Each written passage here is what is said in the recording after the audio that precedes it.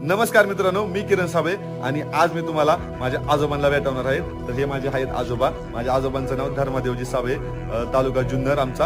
आणि सर्वात महत्त्वाचं मित्रांनो, माझ्या आजोबांची जी जन्मतारीख आहे 1930 सालचं यांचा जन्म आहे. तर तुम्ही मित्रांनो गेस करा किती वर्षे झाले असतील माझे आजोबा. असा बाबा असा आजोबा म्हणजे नातवाचा पहिला दोस्त,